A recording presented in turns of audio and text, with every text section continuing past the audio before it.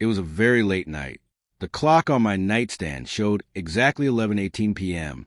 My room was dark, but suddenly, the screen of my phone lit up.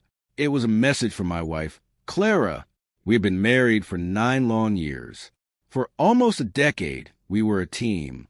We did everything together. But when I read her words, I felt a cold chill run through my body. She wrote, "Don't wait for me tonight." For a while now, things had felt very different between us. Clara seemed so far away. Even when she was sitting right next to me on our big, soft sofa, it felt like she wasn't really there. She was always holding her phone, very close to her chest. She checked it every few minutes, like she was waiting for something important. She started finding new reasons to stay out late. When I would ask her where she was going, she wouldn't give me a real answer. She would just say, "I need some space." I sat on the edge of our bed and stared at those 5 words on the screen. I didn't get angry right away. I didn't want to start a big fight. Instead, I just looked around our home. I looked at the pictures on the walls from our wedding and our vacations. I looked at the little gifts we had bought for each other over the years. Suddenly, they didn't look the same. I realized I had been pretending for months.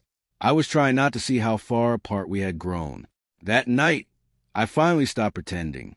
Clara had promised she would be home before midnight. I decided to wait, but midnight came and went.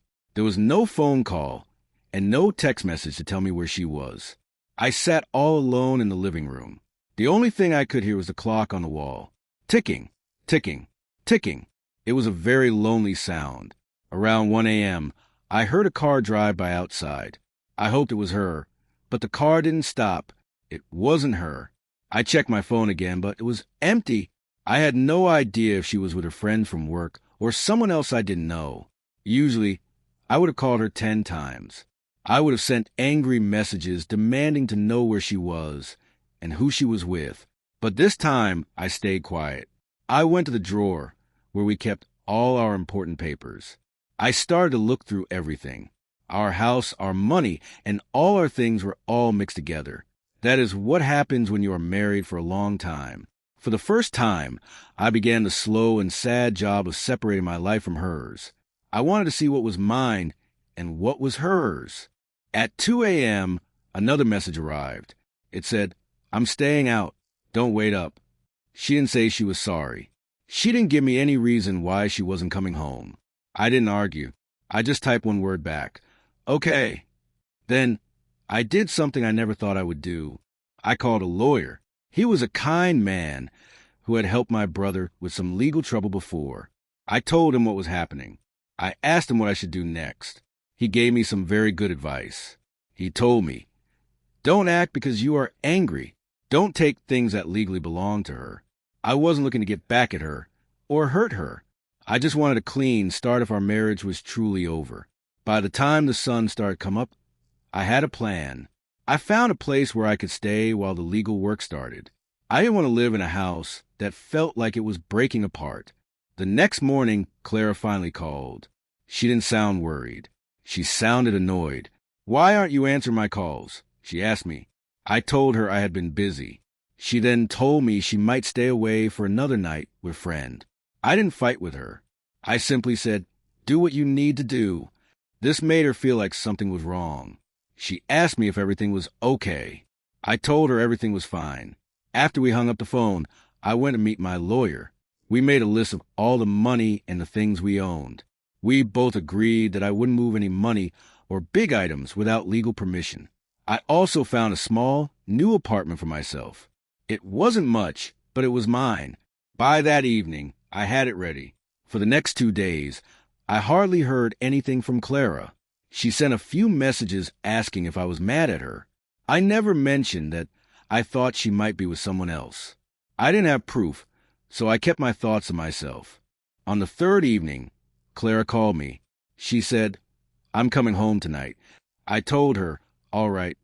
She probably thought the house would look exactly the same as when she left it. She probably thought I would be sitting on the sofa waiting for her. But things were different now. I had moved my clothes out. My home office was empty. I had packed away the photos that were just mine. I didn't break anything. I didn't make a mess. I just took what belonged to me and left the rest for her. At 9:36 p.m., I heard the front door open. The house was very, very quiet. Clara walked into the living room and stopped. She saw the empty shelves. She saw that my desk was gone. She went to the bedroom and saw my clothes were missing. She called out my name, but I wasn't there to answer. On the kitchen table, she found a folder. Inside were copies of our financial records and my lawyer's phone number. There was also a letter from me. Her hands were shaking as she opened it. She finally understood that my silence wasn't because I was weak. It was because I was making a choice. My letter was not long. I told her that I truly loved the woman I married all those years ago. But I also told her that I couldn't live as an afterthought. I told her I didn't want to hurt our home or take her things. I told her that I had finally listened to her. She told me not to wait, so I stopped waiting. Clara called me immediately. She was crying very hard. She asked me where I was staying. I told her I was safe in my new place. That is when she finally told the truth. She admitted she had been seeing a man named Owen. She said it started with just talking, but then it became more. She told me she was planning to leave eventually, but she didn't know how to tell me. I just listened. I didn't yell. She told me she never expected me to be the one to leave first. That part hurt the most to hear. I asked her why she told me not to wait for her that first night. She said she just wanted to feel free for one night without having to answer any questions. I told her she got exactly what she asked for. We started the divorce a few weeks later. Clara tried to fix the marriage, but the trust was completely gone. We met with people to talk about how to split the house and the money fairly. I never said mean things about her to other people. I didn't share her secrets. I didn't need to get revenge. I just wanted to keep my dignity and move on. Clara eventually told me that she confused excitement with happiness. She said she felt very sorry for treating our marriage like a place she could just leave and come back to whenever she wanted. I believe that she was sorry, but being sorry doesn't always fix what is broken. Months later, I went back to our old house one last time. I needed to pick up one final box of things. Clara was standing on the porch. We spoke to each other very calmly.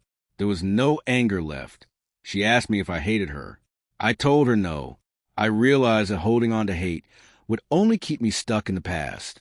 She asked if I regretted leaving so quickly that night. I looked at her, smiled a little, and said, "No. You told me not to wait for you, and I finally did what you wanted." I picked up my box and walked away from that house for the last time. Losing my marriage was very sad, and it broke my heart.